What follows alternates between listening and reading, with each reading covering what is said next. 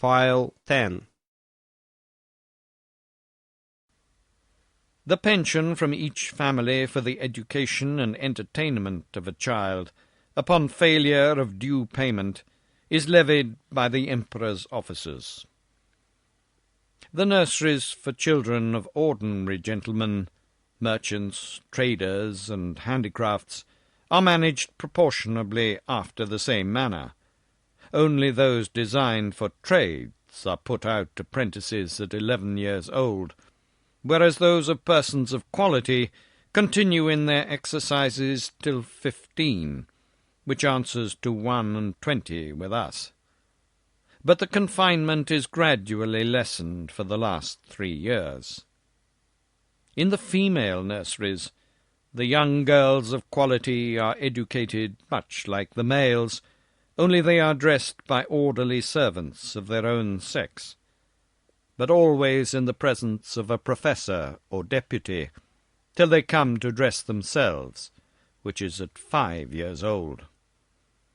And if it be found that these nurses ever presume to entertain the girls with frightful or foolish stories, or the common follies practised by chambermaids among us, they are publicly whipped thrice about the city, imprisoned for a year, and banished for life to the most desolate part of the country. Thus the young ladies there are as much ashamed of being cowards and fools as the men, and despise all personal ornaments beyond decency and cleanliness. Neither did I perceive any difference in their education, made by their difference of sex, only that the exercises of the females were not altogether so robust, and that some rules were given them relating to domestic life, and a smaller compass of learning was enjoined them. For their maxim is, that among people of quality a wife should always be a reasonable and agreeable companion, because she cannot always be young. When the girls are 12 years old, which among them is the marriageable age, their parents or guardians take them home, with great expressions of gratitude to the professors, and seldom without tears of the young lady and her companions. In the nurseries of females of the meaner sort, the children are instructed in all kinds of works proper for their sex, and their several degrees. Those intended for apprentices are dismissed at 9 years old, the rest are kept to 13. The meaner families, who have children at these nurseries, are obliged, besides their annual pension, which is as low as possible, to return to the steward of the nursery a small monthly share of their gettings, to be a portion for the child, and therefore all parents are limited in their expenses by the law. For the Lilliputians think nothing can be more unjust than for people in subservience to their own appetites to bring children into the world and leave the burden of supporting them on the public. As to persons of quality, they give security to appropriate a certain sum for each child suitable to their condition, and these funds are always managed with good husbandry and the most exact justice. The cottagers and labourers keep their children at home, their business being only to till and cultivate the earth, and therefore their education is of little consequence to the public. But the old and diseased among them are supported by hospitals, for begging is a trade unknown in this kingdom.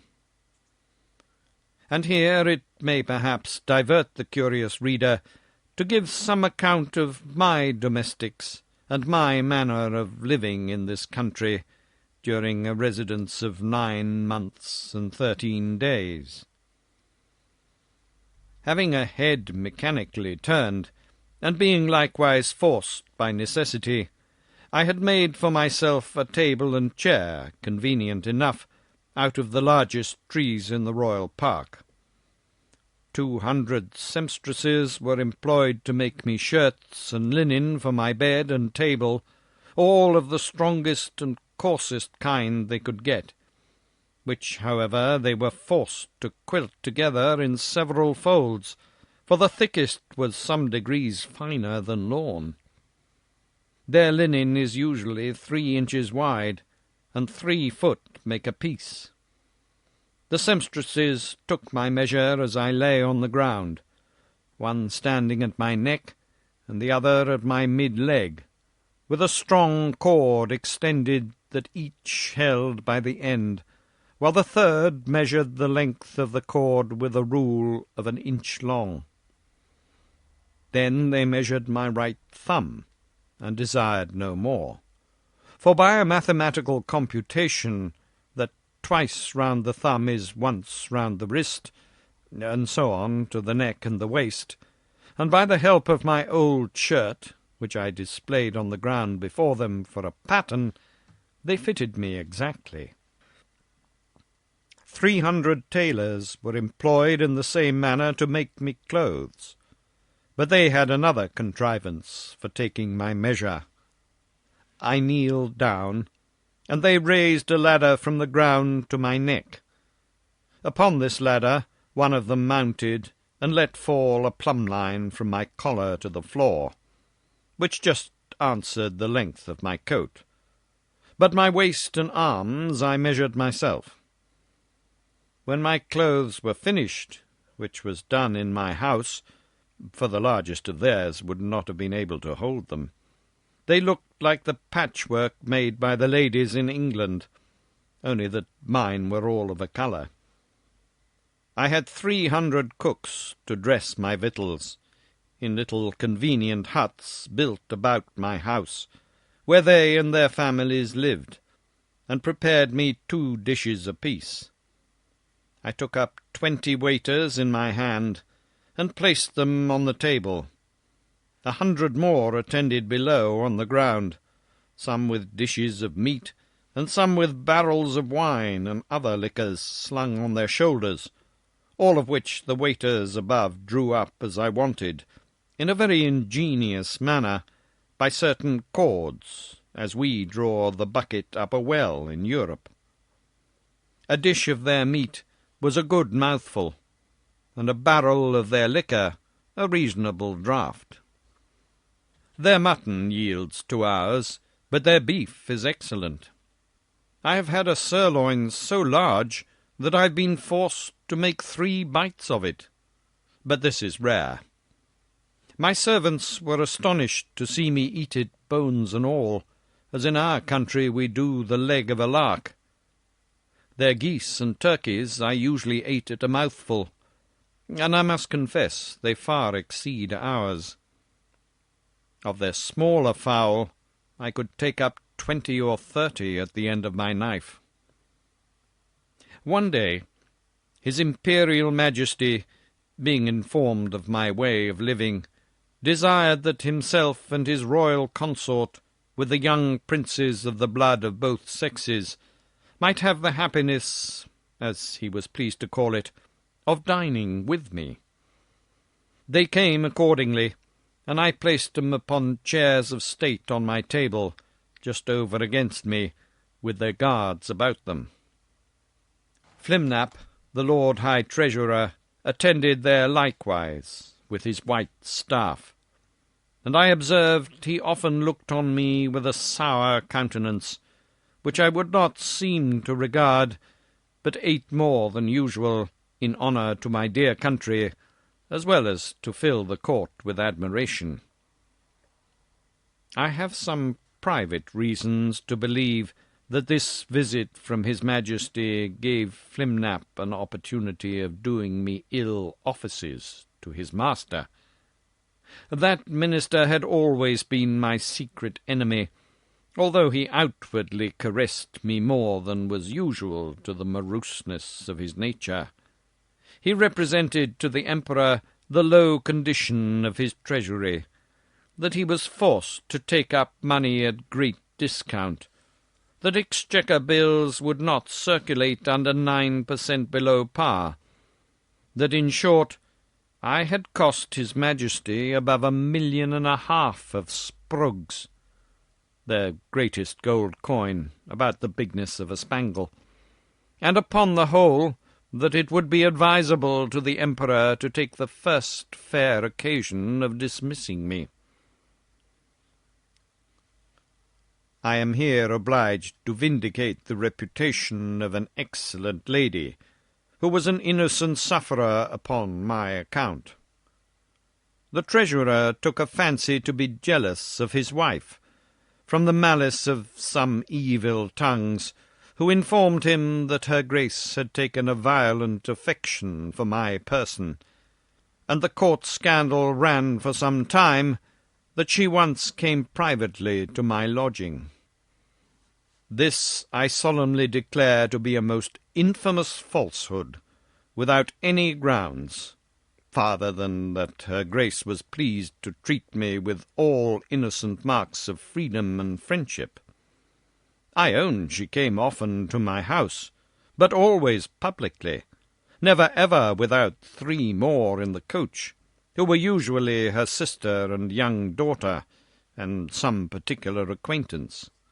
But this was common to many other ladies of the court, and I still appeal to my servants round, whether they at any time saw a coach at my door without knowing what persons were in it.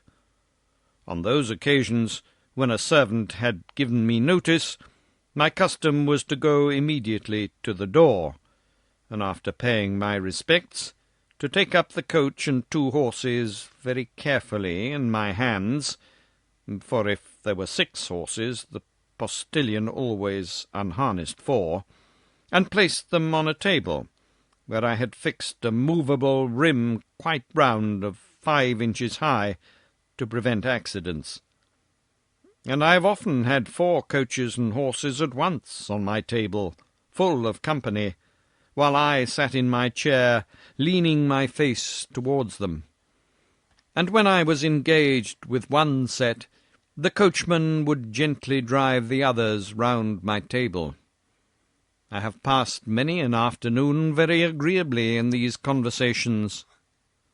But I defy the treasurer or his 2 informers. I will name them, and let 'em make the best of it, Clustrel and Drunlo, to prove that any person ever came to me incognito, except the secretary Reldrazal, who was sent by express command of his Imperial Majesty, as I have before related.